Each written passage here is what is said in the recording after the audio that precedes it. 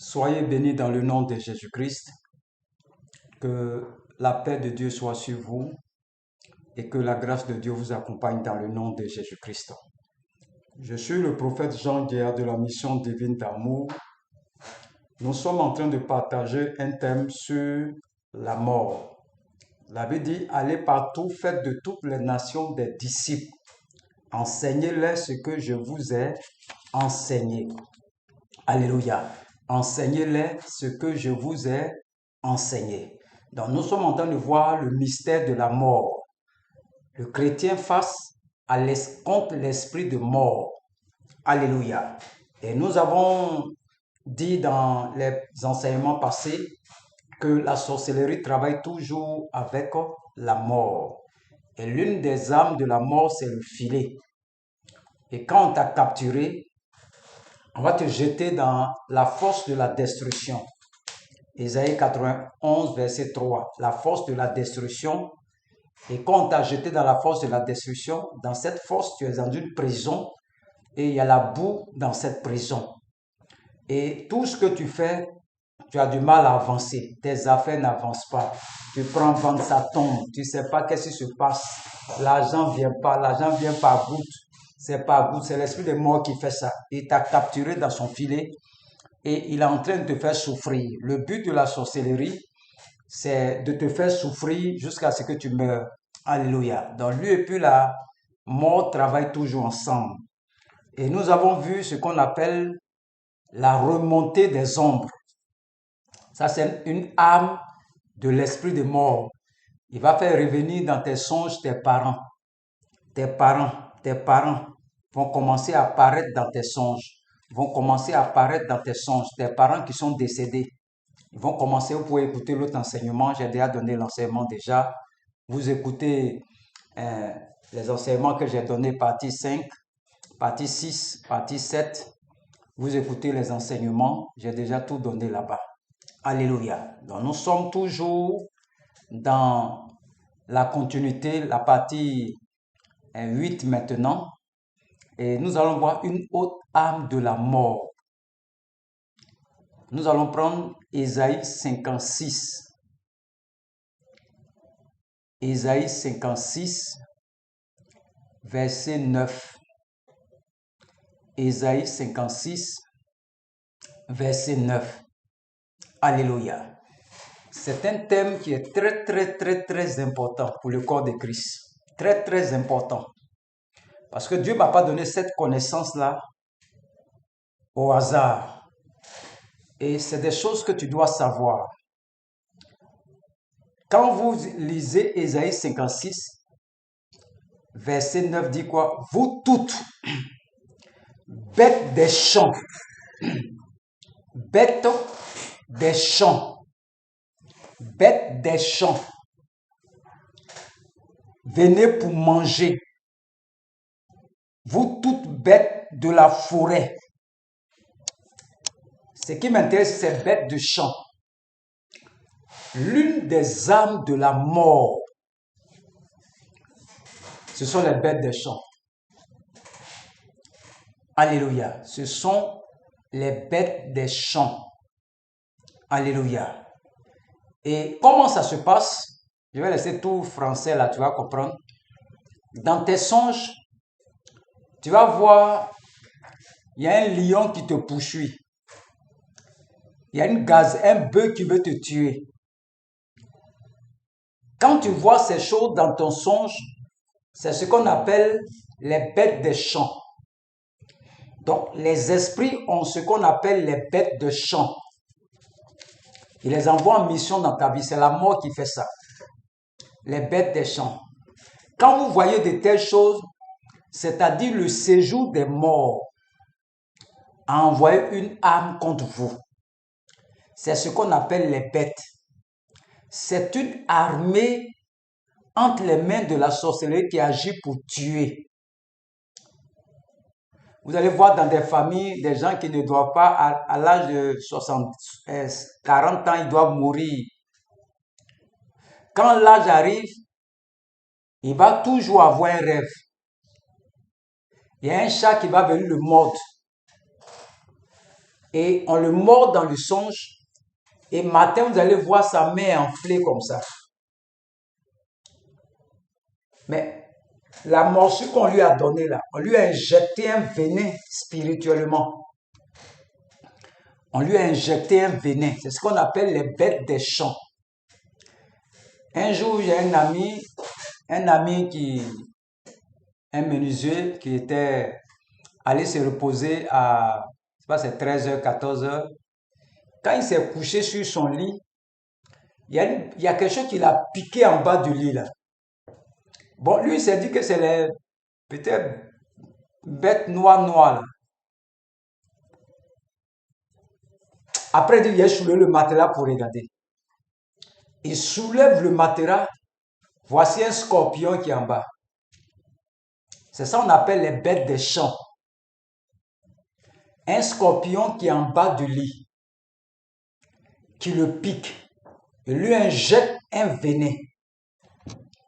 Et quand il allait travailler, il est quitté sur la toiture, il est tombé à terre. Il a envoyé le soigner. Il était malade. Mais qu'est-ce que le scorpion lui a injecté? C'est le poison, c'est le venin. Vous voyez? On appelle ça les bêtes des champs. C'est une arme redoutable de Satan. Les bêtes que tu vois dans ta maison, là, les hiboux, les cafards, ce sont des instruments que Satan utilise. C'est ce on les appelle les bêtes des champs. C'est une armée.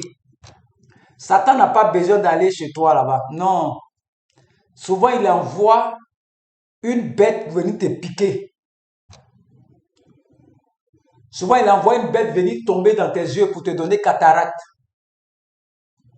C'est ce qu'on appelle les bêtes de champ. Souvent, c'est un chien qui te mord dans le songe. Quand il t'a mordu là, il t'a injecté un poison, un venin. Ils ne changent pas, c'est leur manière de travailler. Le chrétien voit tout ce qui est dans la nature comme c'est un hasard.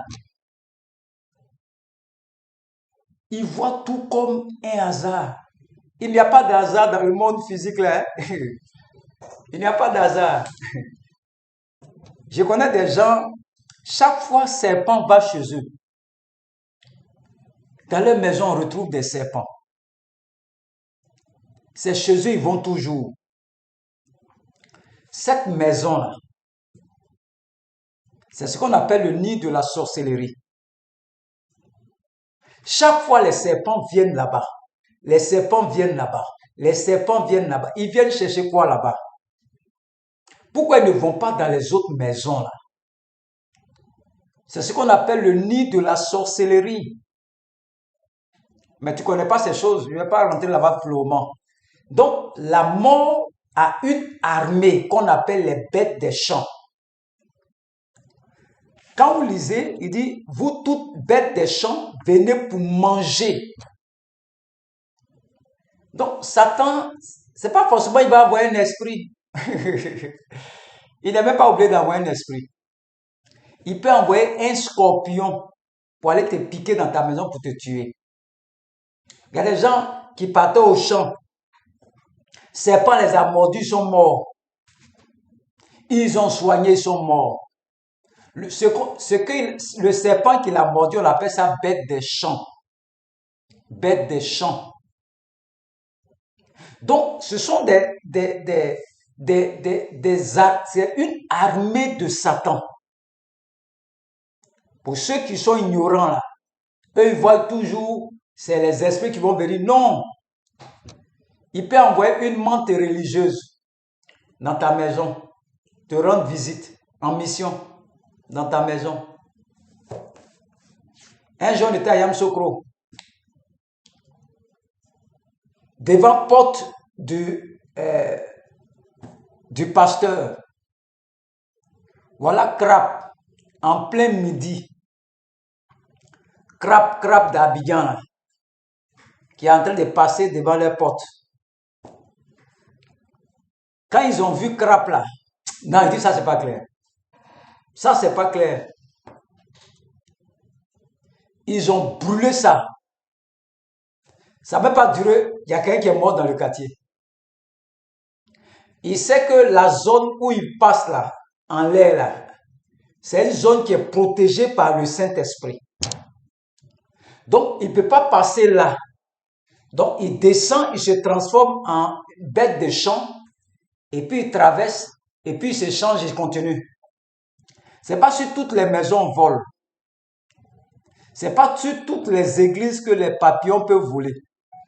Donc, l'armée, une armée de Satan s'appelle les bêtes des champs. Voilà pourquoi tu vois des fourmis noires dans tes songes. Tu ne sais pas ce que ça veut dire. Mais c'est une armée qu'on a envoyée contre toi. J'ai quelqu'un qui m'a dit qu'un jour, il a vu plein de fourmis dans sa maison, rouge, rouge comme ça. Beaucoup dans la maison comme ça. Ah, ils sont quittés où? Fourmis dans ma maison. Et le chrétien ne connaît pas ces choses. Dieu ouvre tes yeux, tu les vois. Tu ne sais même pas par quel trou ils sont pités. Ils sont beaucoup comme ça dans ta maison. Et les gens disent qu'ils apportent bénédiction. Quand tu vois fourmis, mais c'est ce qu'on appelle les bêtes des champs. Les bêtes des champs. C'est une armée de Satan.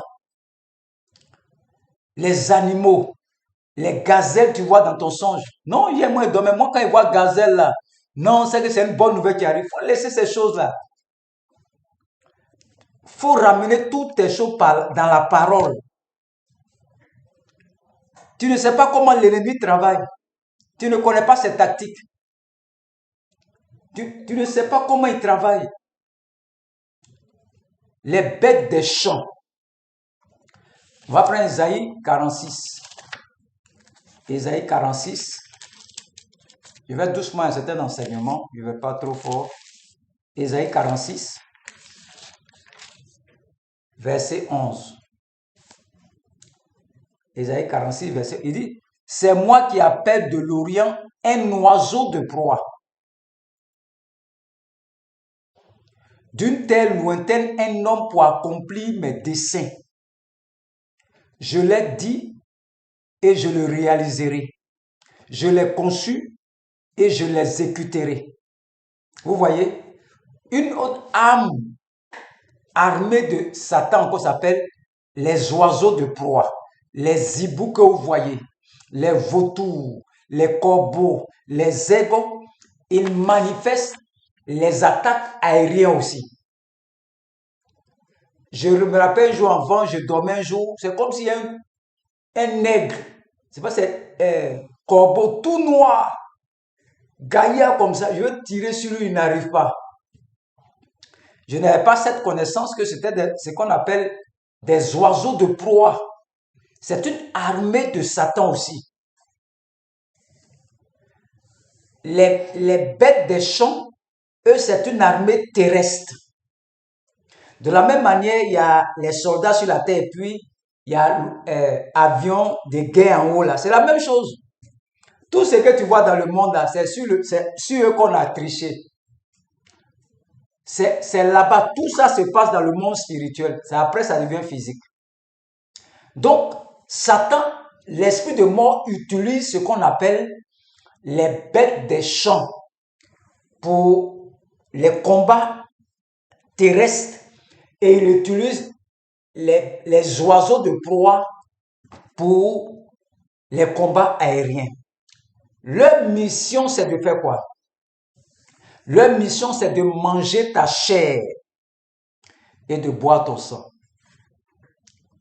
Regardez, si vous voulez comprendre les oiseaux de proie, regardez le combat de David et Goliath. Regardez les expressions qu'ils ont utilisées. Il dit, je livrerai ta chair aux bêtes des champs. C'est-à-dire que celui qui a dit cela là est un sorcier. Regardez ce que Goliath a dit à David. D'abord, il est grand de taille. Il va tuer David. Il va prendre sa taille là, il va mettre ça de côté. Et il va rentrer dans le combat spirituel. Il dit, il va livrer la chair de David aux oiseaux de proie.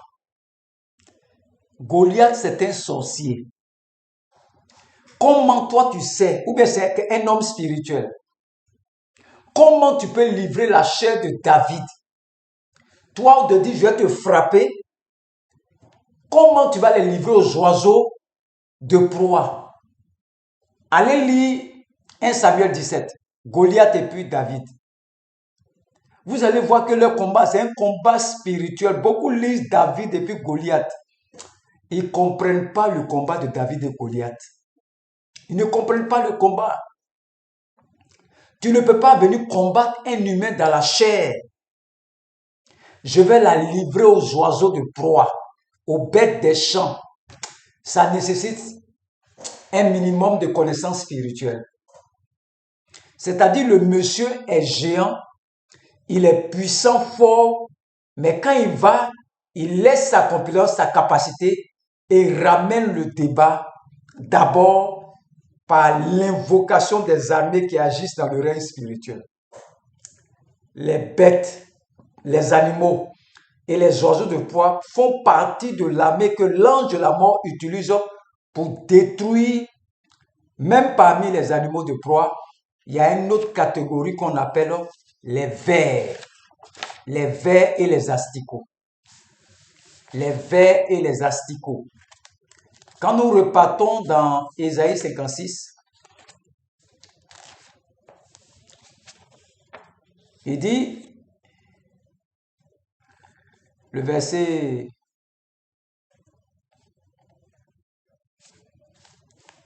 je ne vois pas le verset, mais je vais le chercher pour vous. Le verset, je ne trouve pas le verset, mais ça ne fait rien. Ça ne fait rien, je ne vois pas le verset. Donc, il y a ce qu'on appelle les bêtes, les vers et les asticots.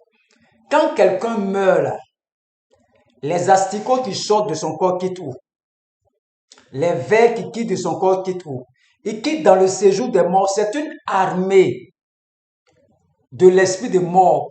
Leur but, c'est de manger ta chair, de dévorer ta chair. C'est leur but. Manger ta chair, dévorer ta chair. Quand tu vois les asticots, d'autres disent non, j'ai Phiron. Quand on fait sortir ces asticots, tu sors. Il est quitté où? Il est quitté dans le séjour des morts. C'est ce qu'on appelle les asticots. C'est une armée. Leur travail, c'est de manger ta chair et de boire ton sang. Beaucoup de personnes ne savent pas, non, il y a une Phiron ici. Ils ne savent pas que c'est une attaque. Il y a une Phiron ici. Phiron là, c'est une attaque de la mort. Leur rôle, c'est de manger ta chair, de boire ton sang. Toi, tu prends ça pour amusement. C'est le séjour des morts qui a envoyé une armée contre toi. Ça, c'est les vers qu'on a envoyés sur toi.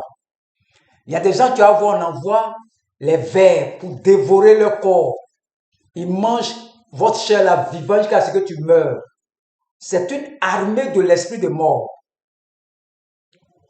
Ils te dévorent. Il y a des gens qui ont plaie sur eux, ça finit jamais. On dirait qu'ils sont les bouffer. Ceux qui ont diabète là, on les mange, on coupe leurs pieds.